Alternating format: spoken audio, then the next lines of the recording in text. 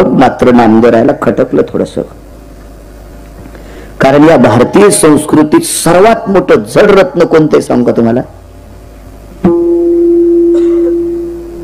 या भारतीय संस्कृतीतलं सर्वातलं मौल्यवान रत्न जर कोणतं असेल तर स्त्री आहे गुरुजी, स्त्री. म्हणून जगाच्या मालकानं स्वतःच्या संसाराची द्वापार युगात राख केली, राख.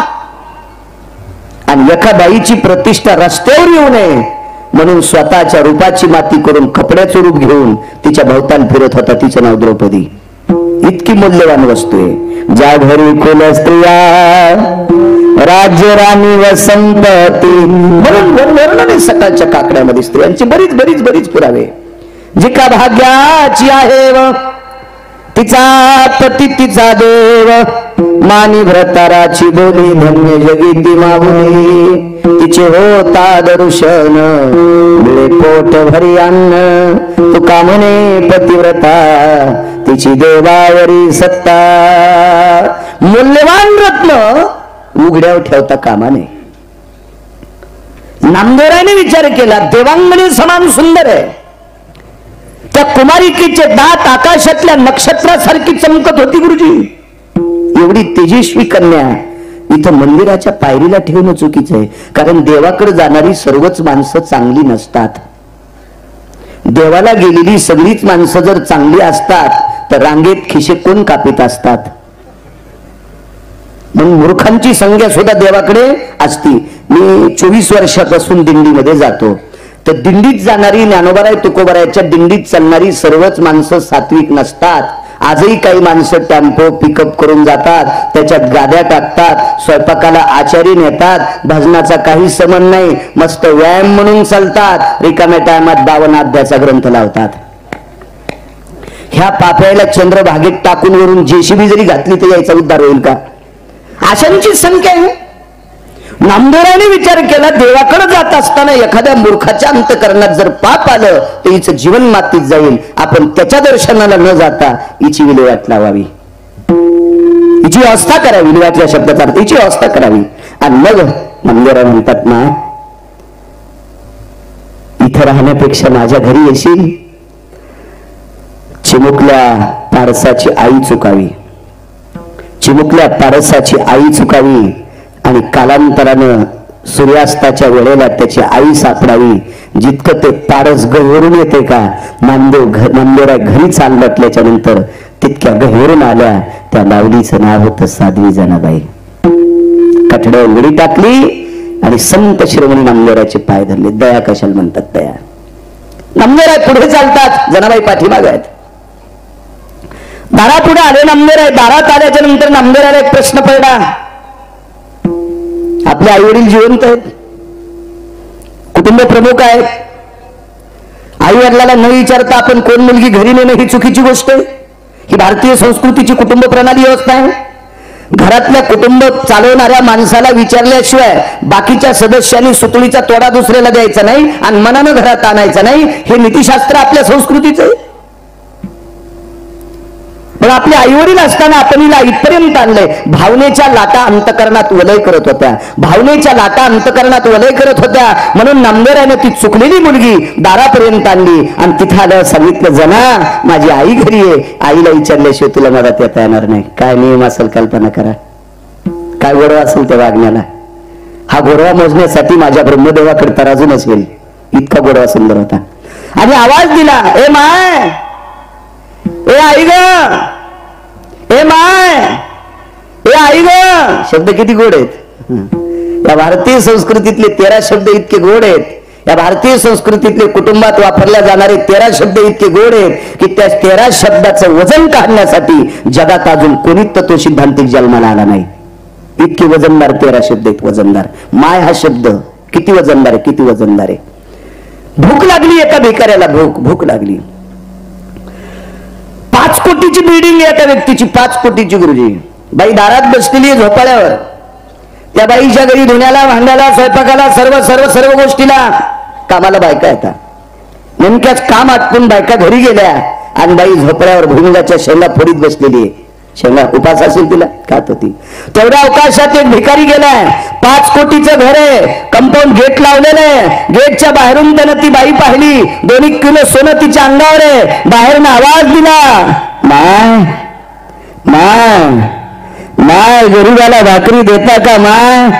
माय 2 दिवसापासून उपास आहे माय, गरीबाला भाकरी मिळेल का माय? 5 कोटीच्या बंगल्यात राहणारी बाई माय शब्द ऐकल्याबरोबर स्वयंपाक घरात गेली, 2 पोळ्या आणून त्याच्या हातावर टाकल्या. याच्या वापस या. जर तो तिला मम्मी म्हणला असता तर तिने नौकराला बोलून याला रुंगण हाणलं असतं. किती ताकद आहे माय शब्दात. हे आई ग, जिरे नामा, काय रे नामा? भांडे घासत होत्या, हात धुतली, अंगाला हात पुसली. काय रे नाना? माय पांडुरंगाच्या मंदिरात गेल्या 4 दिवसापासून कुमारिका एकटीच आहे. पोटात अन्नाचा कण नाही ग माय, एकटी चुकलेली आहे. कुठे आहे ती? दारात उभी. दारात काय उभी केलीस? आई तुला विचारल्याशिवाय मध्ये कशी घ्यायची? गोनाबाई स्वयंपाकघरात गेल्या. स्वयंपाकघरात जाऊन भाकरीच्या टोपल्यामध्ये तुकडा पाहता त्या भाकरीचा. कशा करता सांगू तुम्हाला? मुलगी सासरून माहेरी आली, मुलगी सासरून जर माहेरी आली तर आई तिच्या डोक्यावर एक भाकरीचा तुकडा वळत असते आणि तो तुकडा आपल्या घरावर फेकत असते. हा आपला धर्म सिद्धांत आहे. स्वयंपाकघरात गेल्या गोनाबाई रडू लागल्या.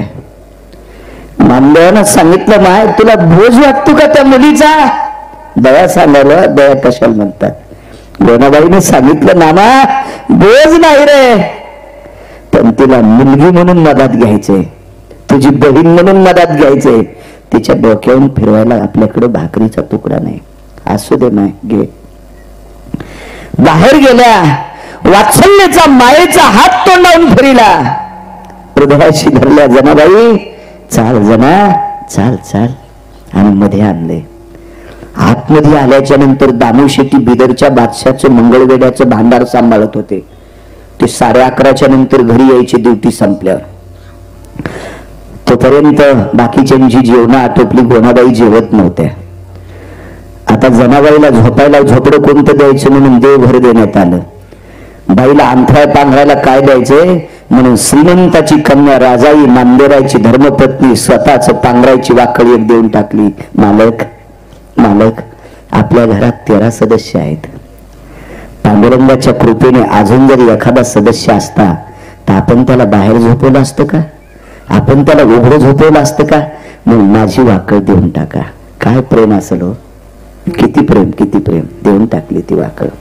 साडीचं तनस घातलेली उशी, एका पोतड्याचे 3 तुकडे. तुमच्याकडे भात असतो ना, भात काढायच्या नंतर ज्या खालच्या काड्या असतात त्याला आमच्याकडे तनस बनतात. ते तनस एका पोतड्याच्या उशीत पोतड्यात घालायचं आणि एका पोतड्याचे 3 तुकडे. ते प्रत्येकाला उशाला घ्यायला. 1 तनसाची उशी देऊन टाकली. 1 पोतडं अंथरायला दिलं आणि गोदड गोनाबाईने आमच्या राजाईने स्वतःच देऊन टाकलं. जेवण आटपली आणि मग जनाबाई त्या झोपड्यात जाऊन आपलं अंथरून पांगून अंग टाकलेलं आहे. तेवढ्या अवकाशात दामू शेट्टी आले. चंद्रभागेच्या पात्रात हातपाय धुतले, दुरून कळसाला नमस्कार केला आणि घरी आल्याच्या नंतर तुळशीरामला प्रणाम केला. गोनाबाईने जेवायला वाढलं. खापराच्या परळामध्ये कण्या वाढलेल्या होत्या. कण्या वाढत असताना जनाबाईचे डोळे पाण्याने डबडबलेले होते. साजूकशी दिव्याची वात तेवत होती. रात्रीचे 11:15 वाजलेले होते. दिव्याची साजूकशी वात तेवत होती. संध्याकाळचे 11:15 वाजलेले होते आणि त्या दिव्याच्या साजूकशा प्रकाशामध्ये आपल्या पत्नीच्या डोळ्याच्या कडावल्या झालेल्या दामू शेट्टींनी पाहिल्या. गोना गोना, जी जी, तुझ्या आणि माझ्या दोघांच्या मधातला अंतरपट बाजूला पडला. त्या दिवसापासून तू माझी धर्मपत्नी, मी तुझा पती आहे. पण मला तुझ्या डोळ्यातून पाणी आलेलं मी कधीच पाहिलं नाही गोना. आज रडते कशा करता? धनी, धनी शब्द किती गोड आहे. धनी धनी, ब्राह्मणाच्या साक्षीने, सोयऱ्या धायऱ्याच्या साक्षीने, पंचतत्वाच्या साक्षीने तुमच्या आणि माझ्या अंगावर अक्षदा पडल्या. मी तुमची धर्मपत्नी म्हणून तुमच्या घरात आले, आपल्या घरात आले. त्या दिवसपासून तुमच्या शब्दाच्या पलीकडे एका तिळा इतकी सुद्धा बाजूला गेली नाही. पण आज मला माफ करा मालक. या सर्व गोष्टी जनाबाई पडड्या पडड्या ऐकत होत्या. दामू शेट्टीने विचारलं, गोना तुला माफ कशा करता करायचंय? मालक, नामदेवानं चुकलेली मुलगी आपल्या दारात आणली.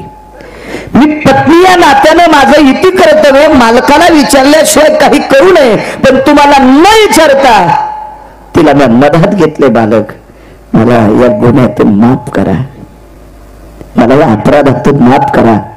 पत्नी या नात्याने मी तुम्हाला न विचारता हे काम केलंय, मला क्षमा असावी मालक. काय वागणं असेल ते संसारातलं. दामू शेट्टीचं जेवण आटोपलं. पत्नीला सांगितलं, गोना शांत हो, चांगलं केलंय, देवानं आपल्याला एक सदस्य पाठवून दिलाय. हळू आवाजात, कुठे आहे ती मुलगी? देवघराच्या झोपड्यात आहे. मग दामू शेट्टीने देवघराच्या झोपड्यात प्रवेश केला. प्रारब्ध इतकं गहन होतं महाराज.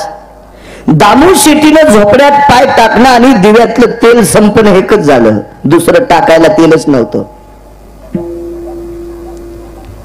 ज्या नामदेवांनी वारकरी संप्रदायाचा प्रचार गुरुजी पंजाब पर्यंत केला, त्या नामदेवाच्या घरी दिव्यात तेल टाकायला सुद्धा तेल नाही. नामदेवाला धोत्र सुद्धा व्यवस्थित नव्हतं रे.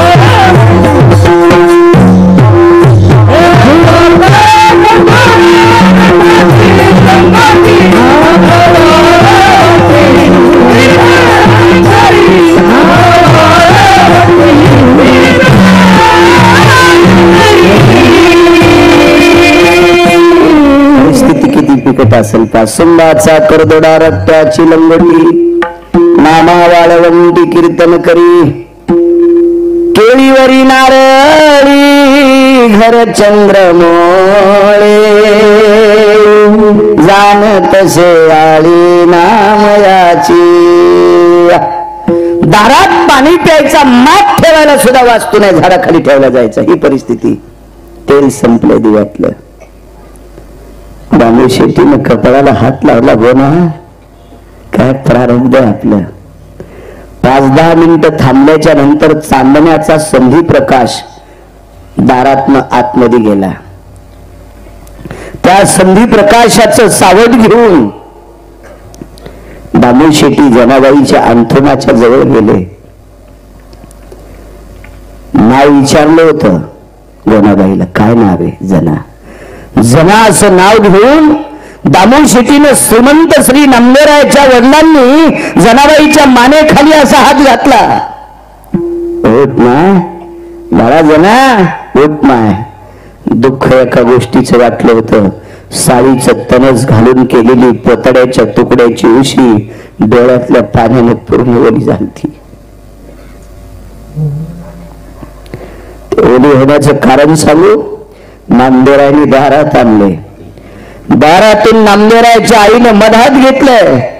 पण या घराची परिस्थिती अत्यंत बिकट आहे. गरिबीचं सावट या घरावर पडलेलं आहे. म्हणून या गरिबीच्या त्रासामुळे मला दामू शेट्टीचे वडील सकाळी घराच्या बाहेर काढून देतील का? या दुःखानं रात्रीच्या 1 वाजेपर्यंत डोळ्यातलं पाणी त्या उशीवर पडत होतं. केली, चिन्ह दोषी झाली, दुःखाचा स्पर्श हाताला जाणवला, त्याचा अंतःकरण गोड आहे का त्याला तो जाणवत असतो. आणि मग दामू शेट्टीने विचारलं, जना माझ्या घरी याच्यानंतर तू डोळ्यातून पाणी काढायचं नाही. जी बाबा, तुला काळजी वाटू देऊ नको जना. जना, माझ्या घरातली 13 माणसं स्वतःच्या प्राणापेक्षा पांडुरंगाला मोठं मानतात. माझ्या घरातली 13 माणसं जना स्वतःच्या प्राणापेक्षा पांडुरंगाला मोठं मानतात. जना, या जगात मला पांडुरंगापेक्षा मोठं कोणीच नाही जना. आणि त्या पांडुरंगाची शपथ घेऊन तुला या मध्यरात्री सांगतोय जना, त्या पांडुरंगाची शपथ घेऊन तुला मध्यरात्री सांगतोय जना, माझ्या घरातल्या रक्ताच्या नात्यापेक्षा, माझ्या पोटच्या विधीपेक्षा जास्त प्रेम मी तुझ्यावर करील. माझ्या रक्ताच्या पोटच्या गोळ्यापेक्षा जास्त प्रेम मी तुझ्यावर करीन जना. एकच विनंती करतो बाई, मी जे खाईन ते तुला खाण्यासाठी भेटेल. जनाबाईने पायाला मिठी बांधली. पांडुरंगा, 4 दिवस वाटत होत तू किती माझ्यावर कोपलास, पण आज लक्षात आलं नाना प्रकारचे श्रीमंत तुझ्या दर्शनाला येत होते, मला कोणी नेत नव्हतं. माझं नशीब चांगलं होतं. जगाचा बाप एवढा कृपाळू आहे की त्या कृपाळू बापाचं भजन करणारा बाप मला घडवून दिलास. मग दामू शेट्टीने जनाबाईचा स्वीकार केला. कल्पना करा, ज्या व्यक्तीने दुसऱ्याच्या घरची चाकरी करावी, दुसऱ्याच्या घरी काम केल्याशिवाय पोटाला अन्न नाही, दर 3 दिवसाला पोटभर माणसं जेवत होती, 2 दिवस अर्ध्या पोटाने उपाशी राहत होती. अशा परिस्थितीमध्ये दुसऱ्याच्या चुकलेल्या मुलीला आश्रय द्यावा, ही दया ज्याच्या अंतःकरणात आहे. सर्वभूती दया, सर्वभूती दया. बोला साधू म्हणाले ऐसिया,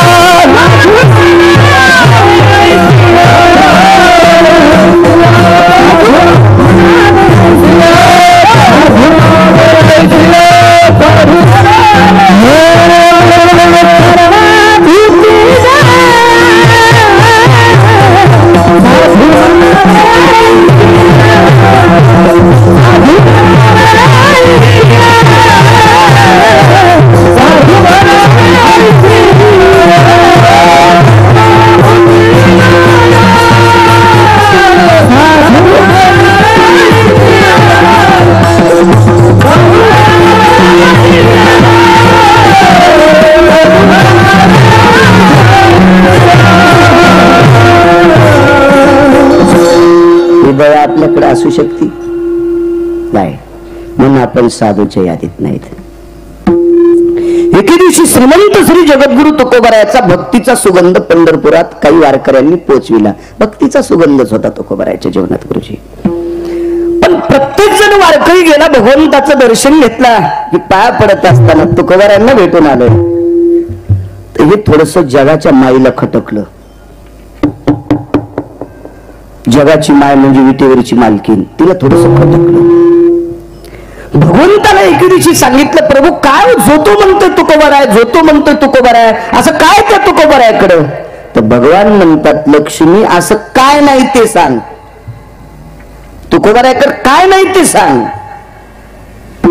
दया कशाला म्हणतात सांगते. आईसाहेबांना सांगितलं, तुमच्या तुकोबारायला मी चुटकीत फसविते. भगवंताने सांगितलं, नकोय ग, नकोय नकोय नकोय. काहींना फसवणं शक्य नसतंय. भक्ती तुमच्या तुकोबारायांची ख्याती किती मोठी येत. भगवान म्हणले, तुझी इच्छा. माणूस किती जरी मोठा झाला तर बायकाच्या शिल्लक नादी नाही लागलं पाहिजे. कारण बायका देवाच्या असो माणसाच्या असो सारख्याच असतात, त्याच्यात काही फरक नसतो. स्वभाव असतो बायकांचा. भगवंतानं त्यांना एक मेमरी कार्ड जरा शिल्लक टाकलेलं आहे माणसापेक्षा. एक अर्धा शब्द पुढे बोलतात बायका, पुढे. तुमचा विरोध करतोय अशातला नाही बरं का, स्वभावच असतो तुमचा, स्वभाव न ऐकीने. माणसापेक्षा थोडं हलक्या क्वालिटीचं मेमरी कार्ड असते पुन्हा यांना.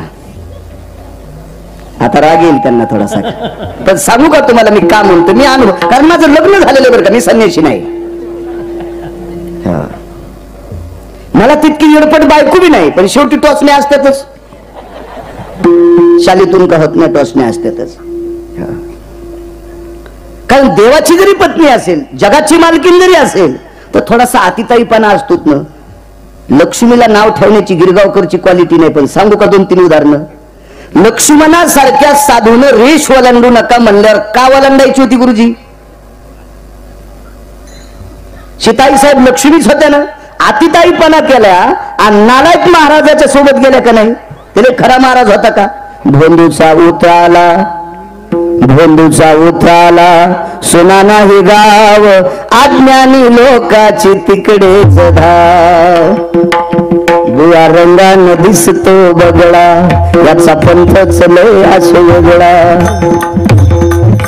देवाच्या नावाखाली मठासाठी पटी, जमल्याल्या पटीवर चाले हात भटी. बुवा रंगानं दिसतो बगळा, याचा पंथच लय असे वेगळा. लेकराला सोबणी झाली वैदाची दोरी, लेकराला सोबणी झाली वैदाची दोरी. दारूची शिशियाना लय आहे चोरी. कोंबड्याचा जीव गेला तरी जीव चीव, कोंबड्याचा जीव गेला तरी जीव चीव. निर्दयी माणसाला कशी नाही की. बुवा रंगानं दिसतो बगळा, बुवा रंगानं दिसतो बगळा, याचा पंथच लय असे वेगळा. इतक्या नालायक बोला, एका साधूचं गुरुजी वचन मोडल्यामुळेच बाई फसली ना. तुम्ही वाजिल्यामुळे म्हणता आलं बरं मला, नाही मला काही गाता येत नाही. जगाची मालकीन थोडासा बायकांकडे अतिताईपणा असतोय. जर सोपा बघायचा असेल, आता संक्रांत किती दिवसावर आली? 15 तारखेला संक्रांत. इथं बसलेल्या माणसानं 25,000ची पैठणी बायकोला घेऊन जा. आता खुश झाल्या. मेमरी कार्ड थोडं हलक्या क्वालिटीचं याच्यावर सांगतोय. इथं बसलेल्या कोणीही माणसानं बायकोला 25,000ची पैठणी घेऊन जा. बाई शेजारणीला दाखिल्याशिवाय नेसतच नाही. आणली कोणी? नवऱ्यानं. मग नेसायला पाहिजे का नाही? शेजारीला दाखिती. कस्तुरा काकू आमच्या यांनी का नाही म्हणलं मुंबईतनं जाऊन 25,000ची मला पैठणी आणली. कस्तुरीचं मेमरी कार्ड उघडलेलं. कस्तुरी म्हणली बाई सुत कसं गोदड्यावानीच दिसतंय. तिचं तोंड पुन्हा वरखंडन मालकाला म्हणजे, मालक लक्ष्मी सांगतोय, भगवान सांगतात लक्ष्मी तू नको तू कुमाराला फसवण्यासाठी जाऊ, याच्यावर सांगतोय तुम्हाला. तोंड वरखंडल्यासारखं झालं. मालकाने विचारलं का ग तुला पसंत नाही? बाई कसं सुत कसं आणलं, असं मऊ वाटतच नाही. त्यानं पुन्हा 5,000 टाकले. 25 आणि 5 30 होते का? शिक्षण माझं कमी असल्यामुळे गणित थोडस कच्च आहे माझं. 30,000ची पैठणी बदलून आणली. असा नेसाव का नाही दुर्गा काकूंकडे? अहो ऐकलं का काकू? काय हो, आमच्या यांनी मला 30,000ची पैठणी आणली. दुर्गा काकूचं गुलूप शार झालेलं. गुलूप नाही कळत तुम्हाला? काहीला उशिरा कळालं. डोळाच एक गेलेला दुर्गा काकूचा, एकच गुलूप. आणि एकाच डोळ्यानं दुर्गा काकू म्हणली बाई सूत छान आहे हो, पण बुट्ट्या कशा गोचडावानीच दिसत्यात. घातलं दुर्गीनं सगळं चुलीत. मग पुन्हा घरी आली म्हणली बाई सूत छान आहे हो, पण बुट्ट्या कशा गोचडावानीच होता. त्यानं पुन्हा 5,000 टाकले बदलून आणली. आता नेसाव का नाही? आता वत्सला काकूकडे. वचीनं मालकाला 3दा मारलं होतं आणि तिला हिने साडी दाखिली. वत्सला काकू साडी कस काय? वत्सला काकू म्हणल्या बाई सूत छान आहे, बुट्ट्या छान येतात, पण मला नखी कशी सरपावानीच दिसायली. यांना आता बायको मोटरसायकलवर बसली की खाल्ली. इतक्या वेगात बायको तिथं नेली. दुकानाच्या पुढे मोटरसायकल लावली. म्हणला 1,00,000ची पैठणी तुला घे. रिक्षावाला म्हणले कोणाला बोलायले? माझ्या बायकोला. ती मागच्याच बाकात पडली. कशा असं द्यात बघा ना. नाही बॉम्ब पडायचा का तुमच्या अंगावर? असं बेजार करीत असतात मालकाला. आणि इतका जर मालकाचा पिना पाडित असतील तर सक्रातीच्या दिवशी वाण कशाला देतात? ही मेमरी कार्ड यांचं आहे बघा. स्वभाव असतो काय नाही, स्त्री स्वभाव काय विषय नाही, याच्या विरोधात बी जायचं नाही, विरोधात सुद्धा जायचं नाही. भाकरी कोणाच्या खायच्या, विरोधात जायचं नाही. आणि फारच मोठे आहेत असंही म्हणायचं नाही. हे फक्त जोरी चढण गा तोरी म्हणणारे आपल्या असत्या त्या बायका. मी लग्न केलंय ना, बाई कोणाची बी असू द्या, लग्न झाल्यावर 1-2 वर्ष जे प्रेम करते का ते तितकं पुढं करीत नाही. वारे ताईट असतात त्याचे लगेच हसतात त्या, कोणाची बाई असू द्या. लग्न झाल्या झाल्या इतका जीव लावणार. दूध घेता, चहा घेता, काळा चहा घेता, ड्युटीने आला थोडी पोहे करू, उपीट करू, अंकामक करू, 1-2 वर्ष. आणि 2-3 वर्षाच्या नंतर त्यानं हे माझा डब्बा विसरलाय ग, घ्यावं तुम्ही भरून. अगं तू दे ना भरून. पप्प्या रडतोय. म्हणजे 100% प्रेम करणारी बायको एक पोरग झाल्यावर 50% पोरावर करतील, 50% मालकावर करतील. त्याच्या पुढची फजिती ऐकायची तुम्हाला. त्या पोराचं लग्न झाल्यावर त्याला जे पोरग होते का त्याला नातू म्हणते. 50% प्रेम नातवावर करतील, 50% प्रेम पोरावर करतील, मालकाच्या आणि कुत्र्याच्या भाकरी सोबतच. चला भगवान सांगतात लक्ष्मी तू नको फसू तुकोबारायला. ते तुकोबार आहेत, त्यांच्या भक्तीचा सुगंध आतापर्यंत ब्रह्मदेव सुद्धा मोजू शकत नाही. आणि तू कशाला काय वेळेवारी करतेस. नाही प्रभू, फारच लोक सांगतात मी बघून घेते, दया कशाला म्हणतात. मग आई साहेब विटेवरनं खाली उडी टाकतात. माझ्या जगाची बालकी नाही ती, आणि विटेवरून खाली उडी टाकून तिला काय सोंग घेता येत नाही. अशा जीर्ण जीर्ण जीर्ण जीर्ण जीर्ण जगजग अत्यंत व्याधीजन्य आणि जरावस्थेच्या वयस्कर स्त्रीचं रूप घेतलं आणि तुकोबाराच्या दारात प्रवेश केला. चांदण्याचा प्रकाश आहे, सकाळची वेळ आहे. तुकोबारा खांद्यावर धोत्र टाकून निघतात. बाईची इतकी अंगावरची कपडे अशी लत्तर झालेली होती, गालाच्या झुरळा लोंबलेल्या होत्या, पण कपाळावरचं कुंकू मात्र तेजस्वी दिसत होतं. कारण त्या तेजस्वी मालकाच्या नावाने लावलेलं होतं. जगातलं नंबर 1चं तेज आहे का, तो जगाचा बाप आहे. आपल्याला किती दिवस तेजस्वी ठेवायचे आणि याच्यातलं तेज काढून मळ्यात नेऊन कोण्या दिवशी पेटवायचे, हे ज्याच्या हातात त्याला देव म्हणतात. त्याच्या नावाचं कुंकू किती तेजस्वी दिसत असेल, ते कुंकू मात्र तेजस्वी दिसायचं. आणि मग दारात ती बाई पाहिली, चांदण्याचा प्रकाश आहे, खांद्यावर धोतर आहे, आणि स्नाना करता इंद्रायणीच्या पात्राकडे जातात. तेवढ्या अवकाशात कोण बाई साहेब, कोण आपण, अमकी अमकी व्यक्ती, कुठे जायचंय, काय नाही, फिरत राहते. इथे बसण्याचं कारण मला थंडी वाजते दादा.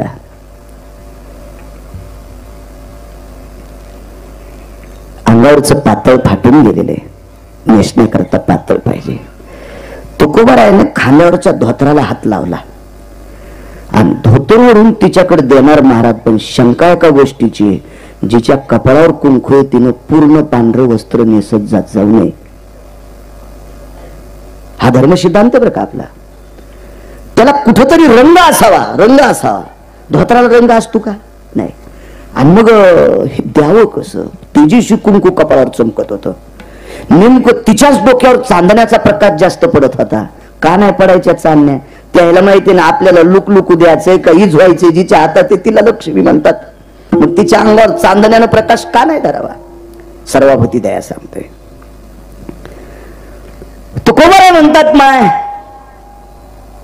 पांघरायला पाहिजे का नेसायला पाहिजे. मला नेसायला पाहिजे दादा. माय तुला नेसायला देण्यासाठी पातळ माझ्याकडे नाही. बाई किती हुशार होती पहा. जगात नंबर 1चा चतुर. त्या चतुराची पत्नी हुशार नसेल तर कशी. देव चतुर जाणून अंतर चतुरातो शिरोमणी गुण लावण्याची. अशा चतुर भगवंताची धर्मपत्नी लक्ष्मी. तिने सांगितलं नाही हे दादा तुझ्याकडे नाही, एखादी साडी मला देण्यासाठी नाही, एखादं पातळ नाही तुझ्याकडे. नाही दादा. बर बर. गळ्यातली तुळशीची माळ खरीच आहे का. कोण कोणाला बोलते माहिती. लक्ष्मी तुकोबारायला गळ्यातली तुळशीचीच माळ आहे का. होय. कालचा गोपीचंद अजून मोड्याला दिसत नाही. नाही आई साहेब. बर. इना आणि चिपळ्या घेऊन इंद्रायणीत भजन करता वाटतंय. होय. बर बर. तुमच्याकडे वस्त्र नाहीये मला देण्यासाठी. नाही माय. हे दारात वाळत घातलेलं कोणाचं आहे. बाण हाणल्यासारखंच झालं तुकोबराच्या हृदयात. दुरून एखादी गोळी लागावी हृदयामध्ये, काळजात, असं बाण हाणल्यासारखंच झालं. माय, ते लुगडं माझ्या बायकोचं आहे,